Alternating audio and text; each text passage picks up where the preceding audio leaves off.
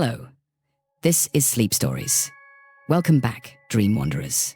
Tonight, we journey into forgotten kingdoms and enchanted forests where magic breathes, destinies stir, and every whisper holds a secret. Sit back, close your eyes, and let the story guide you across the boundaries of reality.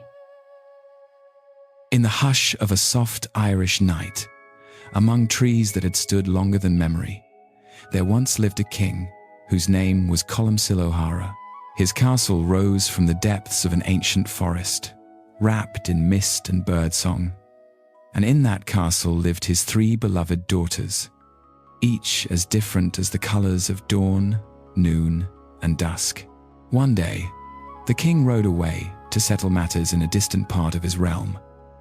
While he was gone, a restless thought crept into the heart of his eldest daughter. She decided that the time had come for her to marry. Now, in the deepest chamber of the castle, the king kept a strange and powerful treasure, the Cloak of Darkness. It was said that whoever wore this cloak could call for anything under the sun, and, if fate allowed, their wish would be granted. The eldest daughter climbed the winding stairs to the high, quiet room where the cloak lay folded. With trembling fingers, she wrapped it around herself and whispered her wish. "I desire, as a husband, the most beautiful man beneath the sun."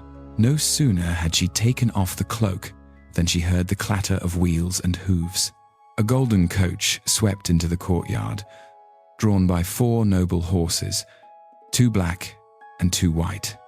From it stepped the finest man she had ever seen in her life. Without delay, he bowed, took her by the hand, and carried her away to be his wife.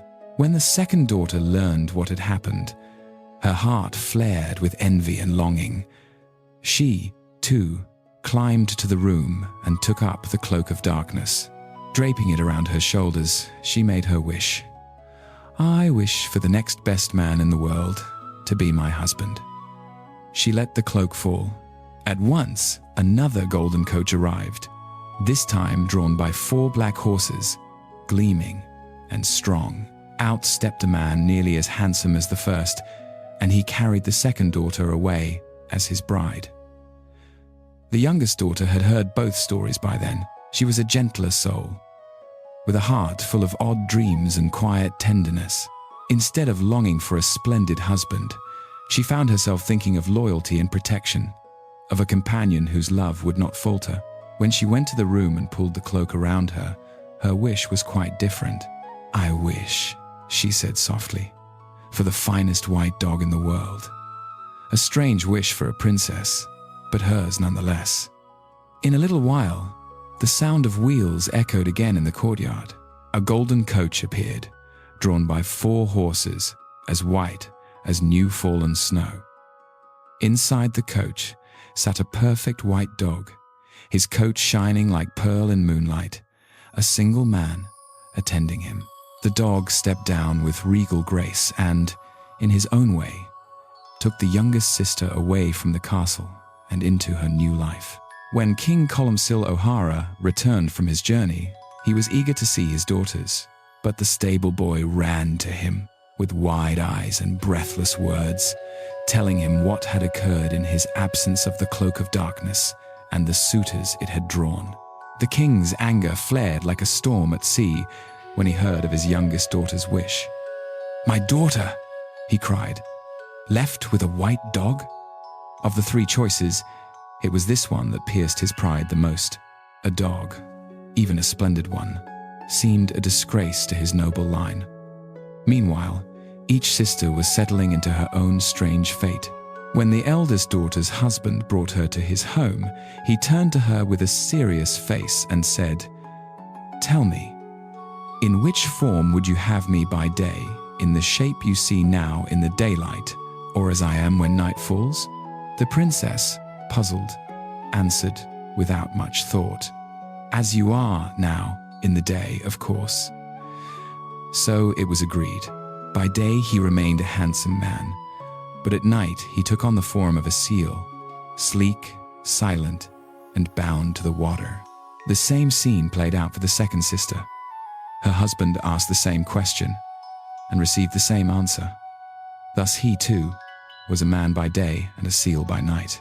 But when the younger sister arrived at the dwelling of the white dog, things took a different turn. He spoke to her, his voice calm and clear. "How would you have me appear to you by day as I am now, or by day as I am by night?" She looked at the white dog, his eyes full of quiet intelligence and sadness, and replied, "As you are now in the day." To his surprise, she chose his dog form for the daylight hours. This meant that by day he remained a white dog, and by night he became the most beautiful of men, his true, enchanted form, freed only when darkness fell. Time passed, and the youngest sister grew to love her strange husband with a steady, devoted heart. In time, she bore him a son. On the day the child turned 1 week old, the husband prepared to go out hunting. Before he left, he said to her, "Listen to me well. If anything should happen to the child while I am gone, you must not shed a single tear." His warning puzzled her, but she promised to obey. Not long after he rode away, a great grey crow, the one that often circled and watched their home, swooped down. With a harsh cry and a flurry of wings, it seized the newborn child and flew off into the sky. The mother's heart cracked with agony, but she remembered her husband's command. She held her breath, clutched at her chest, and refused to cry. Not a single tear fell. Life went on, though sorrow dwelt quietly in the corners of the young wife's heart. After a time, she bore another son. Again, on the day this second child reached 1 week of age, her husband prepared for the hunt. He repeated the same warning with grave insistence. "If anything happens to the child while I am away, do not shed a tear, no matter how your heart may break." She promised once more. But that day, as the light lingered on the hills, the same great grey crow descended again. With a swift, merciless motion, it snatched up the infant and carried him off, just as it had the first. The mother stood frozen, anguish surging inside her like a storm, yet she kept her promise. She did not cry. Not one tear escaped her eyes. Time flowed on, and the couple was blessed a third time, this time with a daughter. The days of her infancy seemed shadowed by dread, yet also warmed by fierce love. When the girl reached 1 week of age, the husband prepared once more to hunt. He turned to his wife and said the same words, his voice heavy with unspoken meaning. "If anything happens to the child, you must not weep." Now, her heart had been tested twice already, stretched to the edge of breaking. She promised again, but this time fear gnawed at her. When her husband was gone, the grey crow returned, as if driven by some dark bargain. It swooped down and took the little girl away, just as it had the boys. Unable to bear the loss, the mother felt tears burning her eyes. She fought them, but her grief was too strong. A single tear fell, landing on the handkerchief she pulled from her pocket. She dabbed her eyes once, then stuffed the handkerchief away again, as if she could hide the tear and the damage it had done. When her husband returned from the hunt and learned what had happened, his face went pale with sorrow and anger. "Did you cry?" he asked sharply. She hesitated and then whispered, "I shed just one tear." At that, his shoulders sagged and his eyes filled with a different kind of sadness. "You know not what harm you have done with that one tear," he said. He would explain no further, but a heavy doom seemed to settle over them both. Soon after, word arrived from her father, King Columcille O'Hara. He invited his 3 daughters to come home and attend a great feast held in their honor. Each sister sent word from her distant household that she would attend. The king rejoiced at the thought of seeing all 3 daughters again. The queen, however, was troubled. She worried deeply about how it would look for her youngest child to arrive with nothing more than a white dog as her companion. Pride and appearance weighed heavily on her mind. The white dog, too, grew anxious as the day of the feast drew near. "Your father will not suffer me to be among his guests," he told his wife. "He will drive me from the castle, out into the yard, and there, the great dogs outside will not leave a shred of skin on my back. They will tear me to pieces." But the youngest daughter placed her hand gently on his head and comforted him. "Do not fear," she whispered. "Wherever I am, you shall be. Wherever you go, I will be at your side to guard you." When the day of the feast arrived, the castle glittered with light and music. Guests from near and far filled the halls. The king welcomed them all until his gaze fell on the white dog. His pride fled. He ordered that the dog be taken outside, away from the noble company. But the youngest daughter refused. "I will not let him out of my sight," she said firmly. She sat with the animal at her feet, sharing every dish that came to her, piece by piece. The white dog remained by her side throughout the feast, protected by her love and determination. At last, the music quieted. The torches burned low. The guests departed. Each of the three sisters retired to her own chamber in the castle to rest for the night. Later, when the castle lay deep in silence, the queen and the cook, driven by curiosity, crept through the corridors. They wished to see what manner of husbands their daughters truly had. They went first to the room of the youngest daughter. There, beside her, lay not a dog, but the most beautiful man the queen had ever beheld. His face was peaceful in sleep, and his presence seemed to fill the room with quiet magic. Stunned and baffled, the queen slipped away and then crept into the chambers of the elder daughters. There, instead of two handsome men, she found two seals lying heavily on the beds, snoring loudly, their sleek bodies glistening faintly in the dim light. The queen was deeply disturbed and repulsed. She hurried away, her thoughts jumbled. On the way back toward the kitchens, she noticed something lying near a door. A shed white dog's skin, tossed carelessly aside while its owner slept in his human form. Without pausing, driven by impulse and fear, she snatched up the skin and carried it straight to the kitchen fire. The cook, frightened but obedient, piled logs around it. The skin had barely lain in the flames for 5 minutes when it gave a sudden, thunderous crack. The sound that burst forth was like the shattering of a great spell. It was loud enough to wake not only everyone in the castle, but people in the countryside for miles around. In that instant, the husband of the youngest daughter sprang awake. His eyes burned with anger and grief. "If I had spent 3 nights under your father's roof with you," he cried to his wife, "I would have regained my true form forever. I could have been a man both by day and by night, but now my dog skin is burned before its time, and I must go." Without another word, he leapt from the bed, ran from the room, rushed down the stairs, and out of the castle. He fled as fast as his 2 legs could carry him into the darkness beyond. He ran through the night and into the next day, driven by enchantment and destiny. Yet, in all his haste, he could not escape the one person who refused to be left behind. His wife, the youngest daughter, had risen almost as quickly as he and darted after him, keeping him always in sight. Again and again he turned and begged her, "Go back to your father's house. Our paths are no longer meant to cross." But she would not listen. "I will not leave you," she said. "Where you go, I will follow, as long as I have breath." By late afternoon, exhausted, they came upon the first house they had seen since leaving the castle. The husband stopped.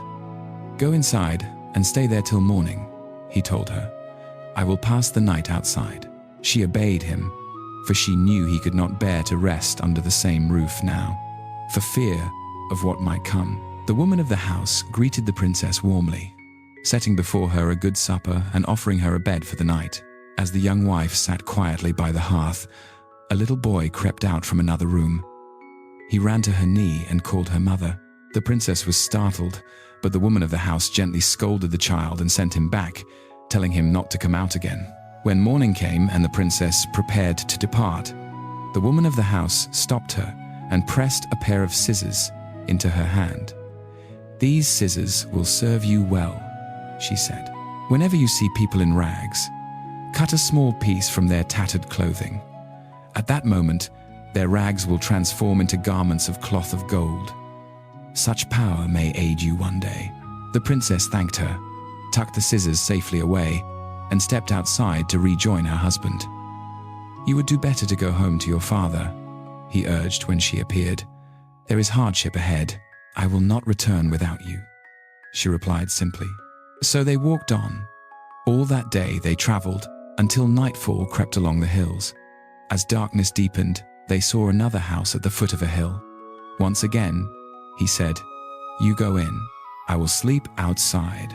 The woman who lived there welcomed the princess kindly, offered her supper, and warmed her by the fire. Before long, a little boy, different from the first, came from another room and ran straight to her knee, also calling her mother. The woman of the house sent him back gently and apologized for the child's strange familiarity. In the morning, as the princess prepared to go, the woman placed a beautiful comb in her hand. "If you meet someone with a diseased or wounded head," she said, "draw this comb over their head 3 times.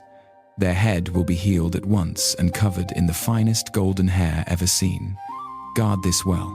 You may have need of it." The princess thanked her, put the comb away beside the scissors, and went out to her husband. "Leave me now," he pleaded once more. "Go back to your father's house." "I will not," she insisted. "I will follow you as long as I can." They journeyed yet another day, weary but determined. At nightfall, they came to a third house, also at the foot of a hill. There, too, the princess received a warm welcome and a hot meal. While she sat in the lamplight, a little girl with only one eye came shyly to her knee and called her mother. At the sight of the child's missing eye, the princess burst into tears, overcome by a haunting suspicion that somehow, in a way she could not name, she herself was the cause. Remembering the handkerchief in her pocket, the one on which her single tear had fallen when the grey crow carried away her baby daughter, she took it out. There, embedded in the cloth, was a tiny, bright eye. Gently, she lifted it and placed it into the empty socket of the little girl. At once, the eye grew and settled into place. The child could see as clearly from that eye as from the other. Full of joy, the woman of the house sent the little girl to bed, blessing the princess for her kindness. In the morning, as the princess stepped out to leave, the woman gave her a small whistle. "Whenever you put this whistle to your lips and blow," she explained, "all the birds of the air will come to you from every corner under the sun. Protect it well. It may help you more than you can imagine." The princess thanked her and stored the whistle beside the comb and scissors. When she returned to her husband, he looked at her with a sorrow some might mistake for anger. "Go back to your father's castle," he said. "I must leave you today." They walked together a short distance until they came upon a soft green hillock. There they sat, and at last he spoke plainly. "Your mother has come between us," he told her. "If not for her, we might have lived out our days together in peace.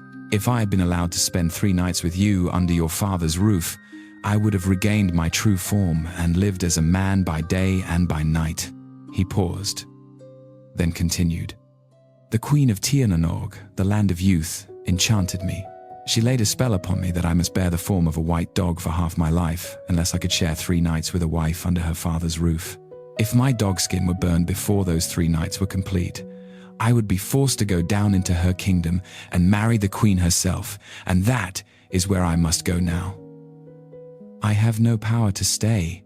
He stood and looked at his wife with deep, aching sorrow. "Farewell," he said softly. "You will never see me again upon the upper earth." With that, he turned away, walked a few steps to a patch of tall bulrushes, pulled one up by the root, and disappeared into the opening it left behind. The princess remained on the mound, stunned and heartbroken. She sat there through the long hours, lamenting, not knowing what to do. At last, her love and courage flared brighter than her grief. She went to the rushes, pulled up one stalk, and, finding the hidden passage beneath, descended after her husband. Step by step she went down, following the damp earth tunnel until it opened into a strange, lower world. After walking for some time in this mysterious lower land, the princess came to a small house standing near a magnificent castle. She knocked and asked humbly if she might stay the night. "You may stay." "And welcome," said the woman of the house, who was a washerwoman by trade. She washed clothes for a living, her hands roughened by soap and water. The next day, the princess helped her wash garments, working side by side in silence and companionship. All the while, near the castle, preparations were underway for a grand wedding. That very day, within the shining halls of the nearby castle, the Queen of Tir na Nog took as her husband the very man who had once been a white dog, the princess's own enchanted spouse. Their marriage was celebrated with splendor, music, and feasting. Not far from the washerwoman lived a henwife with 2 ragged little daughters. One of them wandered over to the washerwoman's house to play. Her clothes were torn, stained, and pitiful to see. The princess took pity on the child. Remembering the magic scissors, she gently snipped a piece from the girl's ragged clothing. In that instant, the torn garments transformed into a gown of shimmering cloth of gold, more splendid than anything the child, or perhaps anyone in that kingdom, had ever worn. Overjoyed and astonished, the little girl ran home to her mother, the henwife. "Who gave you that dress?" the henwife demanded. "A strange woman in the washerwoman's house," the girl answered, pointing in the direction. Suspicion flared in the henwife's heart. She hurried to the Queen of Tir na Nog and said, "There is a strange woman in this place, and she is dangerous to you." With a single snip of her scissors, she can change rags into garments of cloth of gold. Mark my words, if you do not banish her or deal with her, she may one day steal your husband's heart away. The queen, hearing this, felt jealousy coil in her chest. She sent a message at once. "Tell that strange woman," said the queen, "that unless she gives me those scissors at once, I will have her head." The princess replied that she would give up the scissors if the queen allowed her to pass one night with her husband. The queen, thinking her advantage secure, agreed. But she had no intention of letting the princess truly speak with him. Before the appointed night, the queen prepared a powerful sleeping draught and gave it to her husband. He drank it unwittingly and fell into such a deep sleep that he did not stir when the princess came to lie beside him. She wept and whispered his name, but he heard nothing. Not a word reached him through the veil of that enchanted slumber. When morning came, she rose and left, having gained nothing but the emptiness of a night spent beside a man who did not know she was there. The next day, the washerwoman and the princess returned to their work. Meanwhile, the henwife's other daughter, a sad little thing whose head was covered with sores and scabs, came to play. The princess, moved by compassion, took out the magical comb. Gently, she drew it 3 times over the child's sore head. At once, the wounds healed, and in their place grew hair of purest gold, shining and smooth. The little girl touched her new hair in wonder and raced back home, eager to show her mother. The henwife's envy and alarm only grew. "That strange woman," she cried, rushing again to the queen, "has a comb with marvelous power. It cures disease and gives golden hair. If you do not move against her, she will surely capture your husband's heart." Again, the queen sent word. "Tell her that unless she gives me the comb, I shall take her life." The princess answered as before. She would yield the comb only if allowed to spend one night with the queen's husband. The queen, determined to keep her rival powerless but unaware, agreed, and once again she prepared a deep, enchanted draught for her husband. That night, when the princess came, he lay motionless, lost in unnatural sleep. Her tears and soft words could not wake him. She spent the night at his side, unseen in his dreams, unheard in his heart. In the morning, she left once more. This time, before she went, she wrote a letter and entrusted it to the queen's servant, asking that it be given secretly to her husband. In the letter, she told him everything: how she had followed him down to Tir na Nog, how she had given up the scissors, the comb, and possibly even her life to spend 3 nights by his side, and how the queen had foiled her each time with powerful sleeping draughts. She revealed the secret of the queen's life. The queen's heart and life are hidden in an egg. The egg lies inside a duck, the duck inside a ram, the ram inside a holly tree that stands before the castle. No one but you has the power to cut that tree. Only when the egg is broken will the queen's life end and her magic lose its hold on us. On the 3rd day, the washerwoman and the princess walked outside the town together, with the henwief's first daughter trailing along. Out in the open air, the princess put the whistle to her lips and blew. Immediately, the sky darkened with wings as birds of every kind flew to her from all directions. Among them came a bird of beautiful song and secret knowledge. Taking it aside, the princess spoke in a low voice. "Tell me what I must do to defeat the queen and reclaim my husband. Is it possible to kill her? And who can do it?" "It is very hard to slay her," the bird replied. "No one in all Tir na Nog can take her life except her husband. Her heart lies in an egg, the egg within a duck, the duck within a ram, and the ram within the holly tree in front of the castle. Only her husband's hand can cut that tree." The princess thanked the bird. At her second blow on the whistle, a fox and a hawk descended from the sky. Quick as thought, she caught them and placed them into 2 boxes that the washerwoman had brought. When the henwife's daughter went home, she told her mother about the strange whistle that called all the birds of the air. The henwife, now terrified that the princess was growing too powerful, ran once more to the queen. "That woman has a whistle," she warned, "that can summon every bird under the sun. If you do not act, she will surely have your husband. I will have that whistle from her," the queen said coldly. She sent her final message. Unless the princess surrendered the whistle, she would be put to death. The princess agreed to give up the whistle under one condition: that she might pass a 3rd night with the queen's husband. The queen consented, planning yet again to thwart her with sleep. On that 3rd and final night, as before, the queen put an enchanted draught into her husband's cup. But somewhere in the castle, the servant, stirred by pity or curiosity, placed the princess's letter into the husband's hands. When he read the words, when he learned of her faithful pursuit, her sacrifices, and the 3 nights she had spent silently beside him, his heart broke open. He understood the depth of her love and the cruelty of the queen's schemes. The secret of the holly tree, the ram, the duck, and the egg burned in his mind. As soon as he was able, he seized an axe and ran to the holly tree that stood in front of the castle.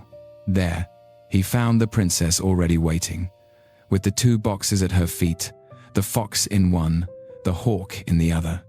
Without hesitation, he swung the axe. The tree split open with a crack. Out of it burst a ram, wild and swift, fleeing across the ground. It had not run far before the fox leapt from its box and chased it down, tearing it open with swift, fierce bites. From within the ram sprang a duck. The bird took to the air at once, wings beating desperately. But the hawk rose from its box like a bolt of lightning, streaked across the sky, and struck. The duck fell, lifeless, and the egg it carried slipped from its body. The egg hit the ground and shattered. At the same instant, the queen of Tir na Nog fell dead, her magic and malice broken forever. The husband turned at once to his faithful wife, gathered her into his arms, and kissed her. Joy and relief shone in his eyes, and the sorrow that had haunted him for so long finally lifted. In the days that followed, he held a great feast in Tir na Nog. He honored the washerwoman who had sheltered his wife, and he rewarded the servant who had brought him the letter. As for the henwife and her treacherous warnings, he had her and her house burned to ashes, so that no more poison would spread from her tongue. He built a fine palace for the washerwoman and made his servant his secretary. He and his wife chose to remain in Tirnanog, the land of youth, where time flows differently and age forgets to touch those who dwell there. There, they live in happiness still, in stories and in dreams, forever young. And far away, in the old forests of Ireland, where the mists slip between the hills like quiet spirits, there lay a village untouched by the passing years. This village held a secret older than any living memory, a pact with the Fae, the mysterious folk of the other world, that shadowy realm running parallel to our own. Long ago, the villagers had been promised protection. The Fae would shield them from misfortune, from war, from plagues and storms, but only under one condition. No villager was ever to step into the forbidden forest at the edge of their home after dusk. That forest remained in perpetual twilight, its paths twisting between worlds, its shadows deeper than ordinary night. For generations, the villagers honored this rule. The pact was handed down like a sacred flame, its origin lost to the fog of time. The people lived in peace, their crops steady, their children healthy, their winters mild and survivable. They sensed, though they did not see, that unseen guardians watched over them from among the trees. But as years turned to decades, and decades to centuries, curiosity began to whisper in human hearts. Tales passed between children about the wonders hidden in the forbidden forest, glimmering fairy lights, halls of crystal beneath the roots of ancient oaks, and beings whose beauty and power could not be imagined. Some said that the forest called to them like a song sung just beyond hearing. Among the villagers was a young man named Amon. His hair was as dark as a raven's wing, and his eyes carried a spark of restless curiosity that never quite dimmed. He had grown up hearing warnings about the forest and the Fae, but where others felt fear, he felt a strange pull. He listened to stories of the Fae's harsh justice and wild splendor, and something inside him longed to see them with his own eyes, to know whether the tales were truth or merely the fraying edges of old superstitions. One evening, as the village settled into the quiet of early night, Amon slipped away. Cloaked in twilight, he crossed the boundary where grass gave way to dark, tangled undergrowth. The air grew cooler, the light dimmer, as if he was stepping not just into a forest, but into another world. The trees around him whispered in a language he did not know, their leaves rustling with secrets. Strange lights flickered between the trunks, and the path beneath his feet seemed to twist of its own accord. The deeper he walked, the more the boundary between his world and another seemed to blur. Hours passed, or perhaps only moments. The forest was unbothered by human notions of time. Amon began to feel unease creeping over him. Perhaps, he thought, he should turn back. He had found nothing but odd lights and eerie silence. No Fae, no answers, only a growing sense that he was somewhere he was not meant to be. Just as he was about to retreat, he stepped into a moonlit glade, and there he saw her. A Fae maiden stood in a pool of shimmering light, as if the moon had chosen that very spot to spill its brightest beam. Her skin gleamed softly, illuminated from within by fairy light. Every movement she made was fluid and graceful, as though the forest itself bent to her presence. The instant she sensed Amon's presence, she turned toward him. Her eyes were deep green, shining with a strange, otherworldly wisdom. They held entire forests in them, and storms, and the hush of ancient secrets. A small, enigmatic smile curved her lips. In that smile, Amon sensed curiosity, amusement, and the calm assurance of someone who knew far more than she was saying. When she spoke, her voice seemed to carry the music of the forest wind in the leaves, water over stone, the far-off call of night birds. "I am Aislinn," she said, "guardian of these woods and daughter of the Fae King." From that night on, Amon returned to the glade again and again, drawn by a force he could not name. Each visit broke the old pact a little more, though he tried not to think of that. The more they spoke, the more their meetings became the quiet center of his days. Aislinn, too, grew fond of him. She found his genuine wonder, his respect for the land, and his honest questions refreshing. Few humans viewed the world with such open eyes. Their conversations began cautiously simple questions, curious glances. Over time, they bloomed into long talks filled with laughter, shared stories, and soft, lingering silences. Under the gentle glow of the moon, they traded pieces of their worlds. Aislinn spoke of the ancient magics that threaded through the forest, of battles fought in secret and alliances forged between mortal kings and Fae courts.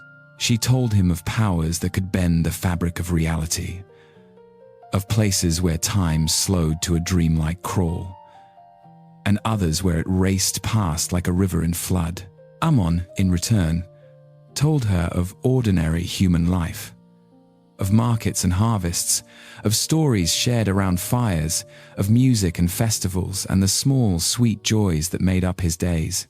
He described the fragile beauty of a world where everything, youth, love, even life, was fleeting and precious because it could not last. Through him, Aislinn glimpsed a life governed by time and change, where every moment was weighted with meaning because it would not come again. Yet, with each stolen meeting, unease began to grow. The forest seemed darker, its mists thicker, shadows lingered longer at the edge of Amon's vision. Whispers rustled through the leaves that were not meant for human ears. Back in the village, the old harmony began to fray. Crops started to fail. Livestock grew sick without explanation. An unspoken dread settled over the people like a heavy fog. The elders, worried and pale, began to murmur about the broken pact and the anger of the Fae. One night, as Amon entered the glade, he found Aislinn waiting for him, her expression filled with sorrow. The gentle ease that usually shone in her eyes was gone, replaced by something colder and heavier. She told him the truth she had hidden for as long as she could. With every visit, the barrier between their worlds had grown weaker. Darker beings from the other side had begun to press against it, drawn by Amon's human presence and curiosity. His love and longing, bright as they were, had become a flare in the night, an invitation to save both the village and the forest. There was only one road left to them. Amon would have to forget her, forget the glade, forget the Fae. A powerful spell could be woven to seal the breach and restore the old balance, but it would demand a bitter price. Their love, their memories, every shared moment under the moonlit trees, all would be wiped away from his heart. Aislinn would return fully to the other world, and he would never be able to find her again. Amon's heart felt as though it had been caught in a vice. Yet he had seen the withered crops, the sick animals, the fear in his neighbors' faces. He could not let his own longing doom them. With a heavy heart, he agreed. Aislinn stepped close enough that he could feel the faint warmth of her hand as she lifted it to his face. She whispered the words of the spell, her voice steady even as her heart cracked beneath each syllable. As the magic settled over him, Amon felt his memories of her begin to fade, slipping through his mind like mist under the rising sun. He blinked once, and when he opened his eyes, he stood at the edge of the forest. The glade was gone. The pull in his chest was gone. The forest no longer called his name. All that remained was a faint, nameless ache in his heart, as if he had lost something he could not remember. The village slowly healed. The fields grew lush again, and the animals regained their strength. Peace returned, and life resumed its usual rhythms. Sometimes, though, Armand would find himself standing at the edge of the forbidden forest, staring into its twilight shadows with an inexplicable sense of longing. He never stepped inside again, for the urge to explore had faded along with his memories. But deep within him, a quiet tenderness remained, like the echo of a song he almost remembered. The pact between the villagers and the Fae was restored. The forbidden forest remained a silent reminder of the thin and fragile line between curiosity and caution, between the seen and the unseen, between the human heart and the mysteries of the other world. Long ago, in another corner of ancient Ireland's green and misty land, there was yet another tale, the story of King Lear and his children.